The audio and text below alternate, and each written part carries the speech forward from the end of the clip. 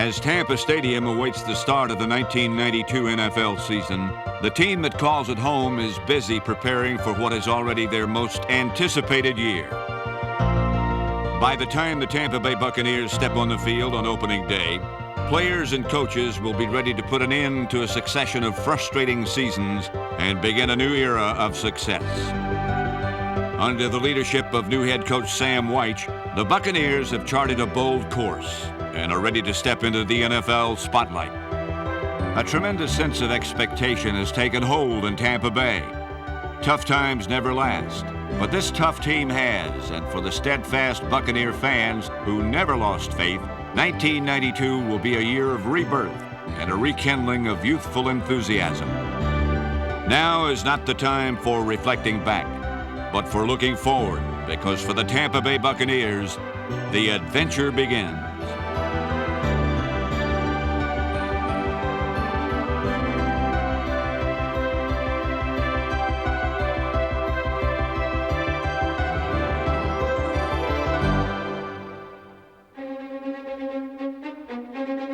Sam Wyche is a man who knows what it takes to build a winner and has assumed the role of turning this team around with his characteristic determination and drive. Yes, sir! Good job. He's got a lot of good ideas and a lot of plans that he wants to put into effect. And I think he's going to be a very strong, powerful leader, but one that has a lot of caring and sensitivity. Wyche cares about his players and about getting them ready to win. Have a great one, Boomer. A lot of points, baby. Go, Blades. I'm going to demand of my players that in the meeting room that they take notes, that they're sharp, they're alert. And then on the practice field, it's all business. We're not going to practice long. We'll be on the field about an hour and 30 to an hour and 40 minutes, but it will be an up-tempo, intense practice. I think you win games on Wednesday, Thursday, and Friday. Sunday is when you show your stuff. Come on, let's go! Get out of here! Come on, let's go right now! Come on, man, right now! Turn it on! Let's go! We're going to run this ball right down their throat. We may throw a couple in here, but we're going to jam it right down their throat. You attack them right in their face! Right in their face! Wyche is highly experienced. For 4 years, he directed the 49ers passing game and is widely credited with helping to develop future Hall of Famer Joe Montana. In 8 seasons as head coach in Cincinnati, Wyche, with his innovative use of the no-huddle offense and creative play calling, led the Bengals to 2 division crowns and Super Bowl 23. Halfback happy. 80, halfback jolly. Spread, be ready. It'll be 80, halfback jolly. Be alert for a blazer call. Fake, blazer, Fox 2. You ready for attack on 3rd down and go 62 or 3 Excalibur. How about the bingo right here? All right, let's go Eagle. All right, yeah, Eagle. All right, regular in the game. Regular. That's all right, regular in the game. We're going to go drift left, Z swing. Regular. Hit him in the flat. Hit him right on the flat. There'll be man coverage. Boys down there. Eddie Brown comes in motion. Boomer's going to have to throw into the end zone. Touchdown. Wyche is often right on the money and right on the rules.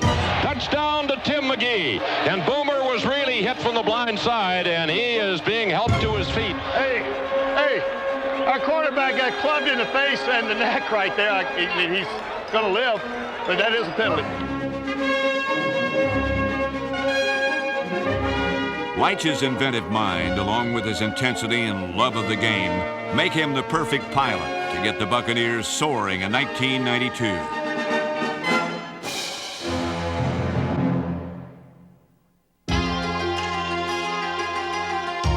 The biggest question that the Bucs' new head coach faces is the fate of quarterback Vinnie Testa. Testa has had some shining moments in 5 seasons in Tampa Bay, but his performance has lacked consistency. There are a few players that haven't reached their potential, and I put one right at the top, Vinnie Testa. You can't win in this league unless the guy pulling the trigger, the quarterback, is a solid quarterback, not just a passer. And there's a difference between a passer and a quarterback. He's got to be a commander on the field. He's got to be the field general that gets everybody in the right place at the right time and then executes himself. I don't mean shoots himself, I mean he executes his part of the game plan. Number 14 can fire off the perfect pass, and under Wyche's guidance, potential is likely to turn into production.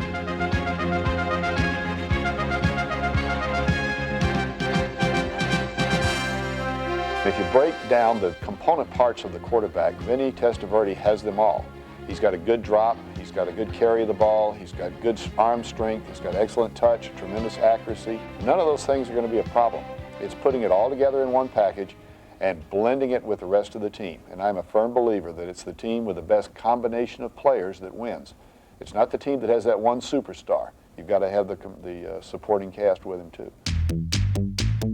Testaverde's supporting cast includes tight end Ron Hall, number 82. Hall was slowed by injury last year, but finished off the season strong, and in 1992 will join the Bucs' other tight end, Jesse Anderson, in the end zone. Also bothered by injury last season was wide receiver Bruce Hill. This 5-year veteran is looking to bounce back and give defenses trouble. The pocket throws toward the end zone. It is caught. Touchdown, Bruce Hill. In 1991, Willie Drury enjoyed his best season as a pro and proved he could contribute. Good snap. Vinnie drops the throw. Gets the pass away. And it is caught. Picked up by Drury at the 40 to the 50. Drury's going to go all the way. 30, 20. Drury scores a touchdown. Touchdown, Tampa Bay. The Buccaneers' most experienced receiver is Mark Carrier, number 88. In 5 seasons, Carrier has set 5 team receiving records, and next year will be expected to lead Tampa Bay both on and off the field. He is going to be one of the pillars. We're going to have to rely on a few people around this team to become leaders. Step up, get back into that locker room and yank a few guys around, and Mark Carrier's got to be one of them. One of the highlights of 1991 was the stellar performance of one of Tampa Bay's newest shining stars, Lawrence Dawsey. Number 80 led all NFL rookies with 55 receptions and 818 yards and was named Sports Illustrated's Rookie of the Year.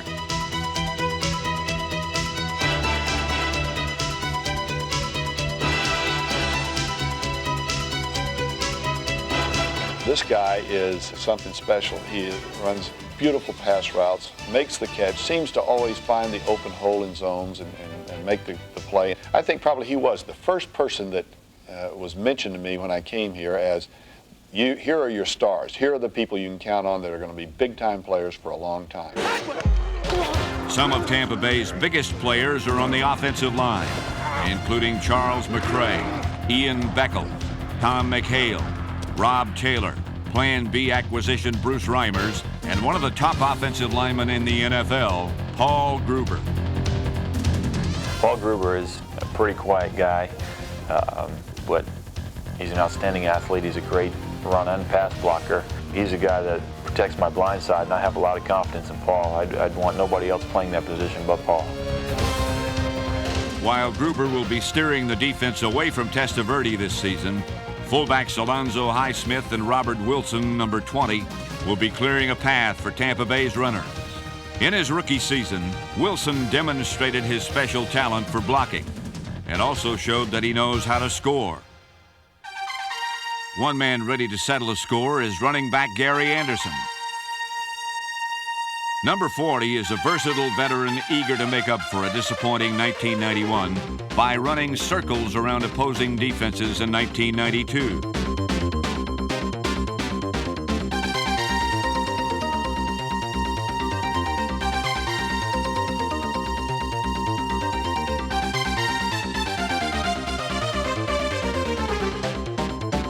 Anderson's big play potential could be a significant part of Weitsch's offense next season. Toss sweep right side to Gary Anderson. Goes to his right. Cuts it inside. Anderson to the 45 to the 50. Anderson cuts it back to the 40. Anderson to the 35 to the 30. Anderson to the 25 to the 20. Gary Anderson to the 10-yard line. To the 5. Touchdown, Tampa Bay. Another back who has proved he can open up Tampa Bay running lanes is Reggie Cobb, who rushed for over 750 yards last season. One of the things that we hope to do is that we'll take a player like Reggie Cobb, we'll find out the things he does best, and we'll highlight those things.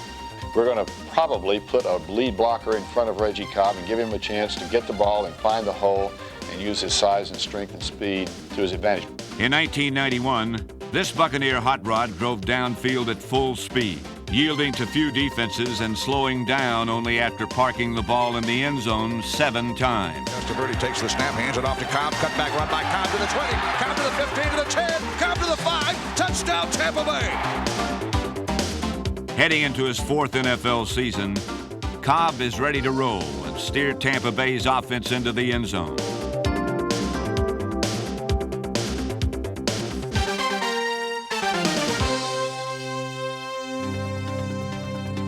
In 1992, Cobb and the Buccaneers hoped to drop in on an unsuspecting NFL and execute a perfect landing, just as they did last season when the playoff-bound Detroit Lions invaded Tampa Stadium.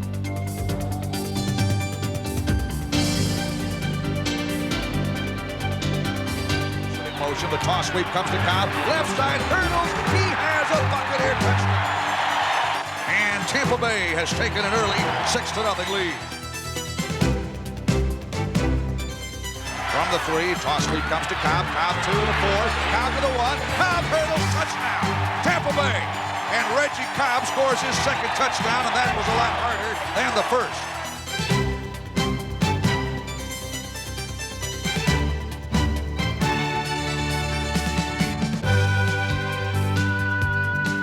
Cobb's heroics were matched for a time by the NFL's most elusive runner, Barry Sanders, who added 2 touchdowns of his own.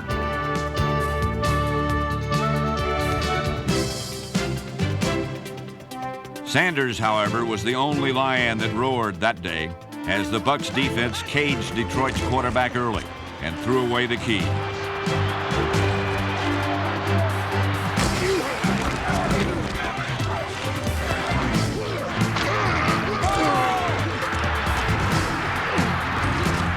Tampa Bay forced Eric Kramer to fumble twice and throw 2 interceptions, giving the ball back to the Bucs offense, who gave it back to Cobb. Cobb sprinted 59 yards for his final score, and thanks to a key block by Lawrence Dawsey, crossed the goal line untouched to seal Detroit's fate. Cobb's 3 rushing touchdowns set a Bucs single-game record and gave Tampa Bay fans a glimpse at their team's future.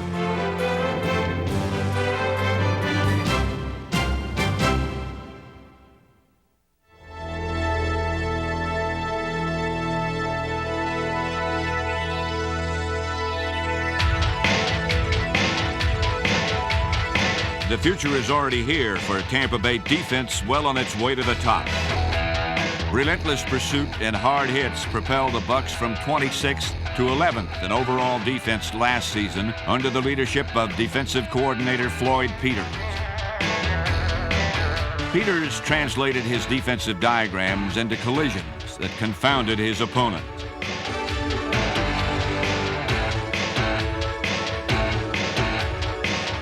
It's an attacking defense, and my philosophy is don't ask a person to do something he can't do. In pro ball, they try to get mismatches. The offense is looking and trying to get a mismatch.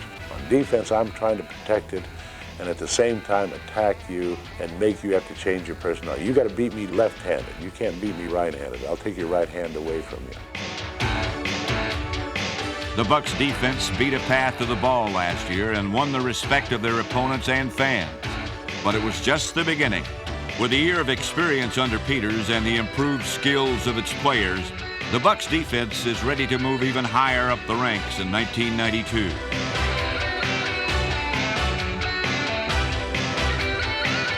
Already rated near the top of his game is Bucs defensive standout Broderick Thomas, number 51.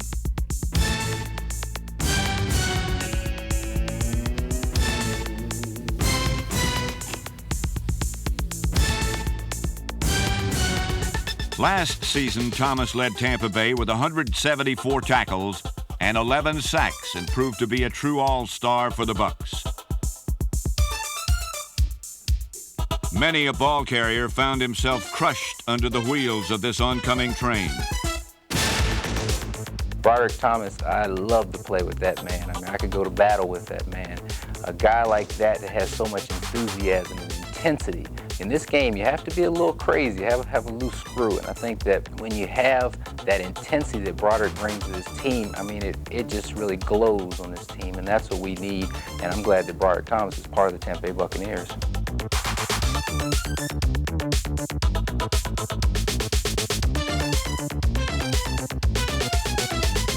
Known as the Sandman, Thomas is ready to turn out the lights on his opponents in 1992. I'm not going to let Reuben Davis down, Keith McCants. I'm not going to let Mark Robinson down this year.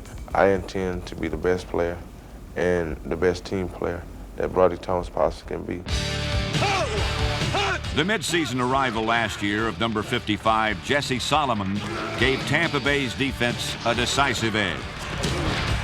Solomon knows how to muscle his way through the opposition and shut down even the most productive runners.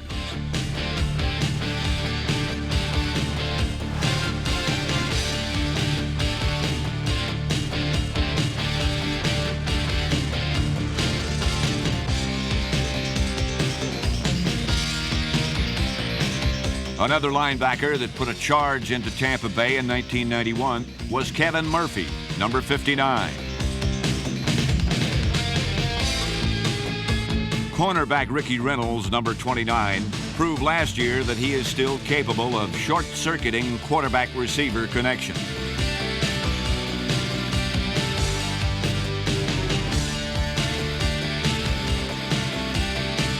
Safety Mark Robinson sat out last season with a shoulder injury, but should return to add his talent and experience to Tampa Bay's defensive backfield.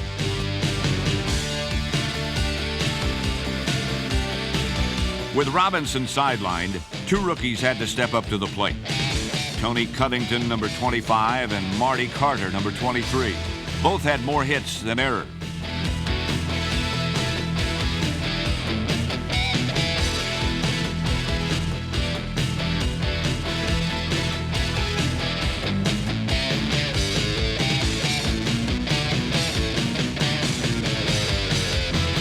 Up front, the Bucs defense features players like Ray Seals, number 98, who needs little to grab a foothold on quarterbacks.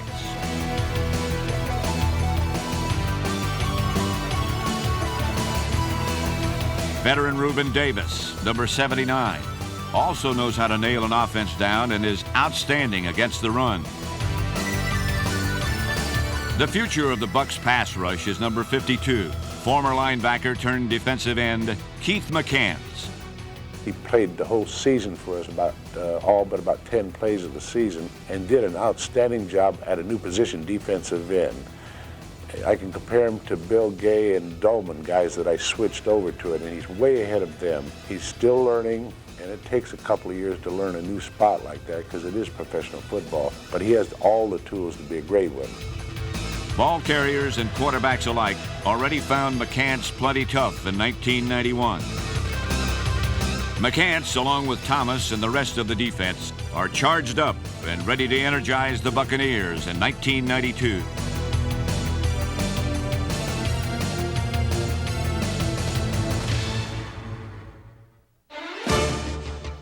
Tampa Bay's defense displayed the best of its ability to dominate against Philadelphia last season, and Broderick Thomas showed why he is one of the league's most valuable players.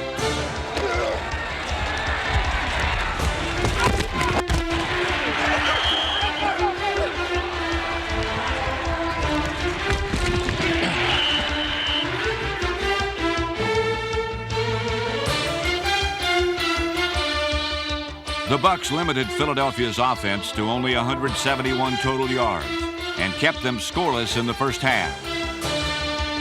In fact, the Eagles' only trip across the goal line came by chance. 11. Here's the snap, Vinnie. In the pocket will be hit, dropped, sacked, and a fumbled football recovered by the Eagles in the end zone. Philadelphia's touchdown and 2 field goals put Tampa Bay behind 13-0. But the Bucs defense continued to hang tough. Look out, Keith. Round.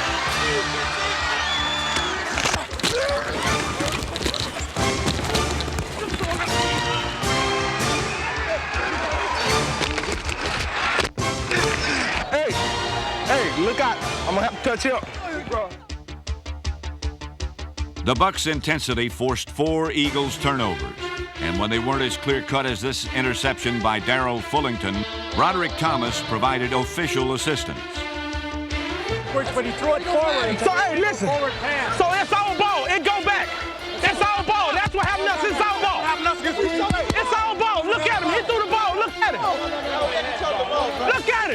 Number 51 took his frustrations out on the Eagles quarterback and then on punter Jeff Fiegels.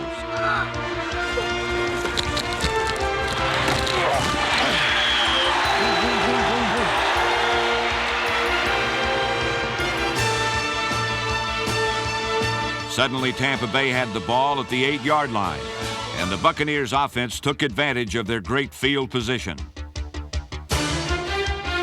Looks right, throws, right, catch made, Wilson, touchdown Tampa Bay.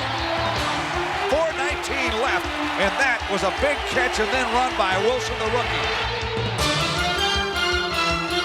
Now down 13-7 with 4 minutes left in the game, Tampa Bay's defense held the Eagles one last time and gave the Bucs offense an opportunity to win the game.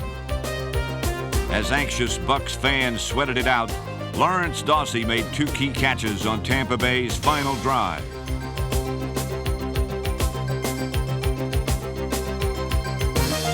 With 1:13 left on the clock, the Bucs found themselves within reach of their biggest ever fourth-quarter comeback. Drops, short drop, looks left, goes to post, it is caught, touchdown Bruce Hill! Tampa Bay's wins over Philadelphia and Detroit brightened a disappointing season and showed what can happen when a team plays with passion and persistence.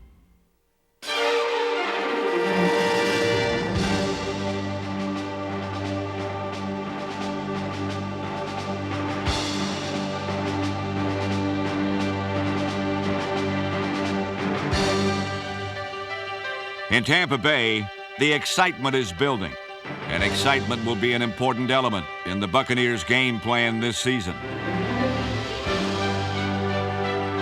If you're not excited, enthusiastic, if there's not a little bit of electricity running through the football team and running through the community, lining up in the stadium, you know, and then kind of bouncing back and forth from the turf to the stands to back and forth, I don't think you have as good a chance to win. You don't have the home field advantage that everybody else has that's up in the bit ready to play. It's still a business. You've got to know what to do. You still have to be prepared. You still have to execute. But the enthusiasm gives you the extra cutting edge. I really believe that. Buccaneer fans are ready for the new day dawning in Tampa Bay. I take my hat off to the Buccaneer fans, the ones that we have now and the ones that are on their way to go get their season tickets. This is, it's been pretty rough. I've been here through 3 seasons, and they haven't been the most pleasant seasons. But when they show up, they're some of the most rowdiest people, and so much fun to show off in front of. I think in 1992, they're going to be granted with one of the biggest rewards of seeing guys like Vinnie Testa show off, Gary Anderson, the big-time guys, and I think it's going to be one hell of a season.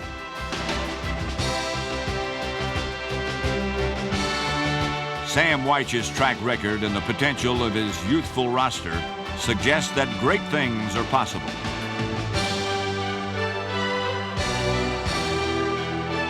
Wyche and his team are determined to make an impact on the NFL, to establish an era with emotion, and to energize a community with excitement.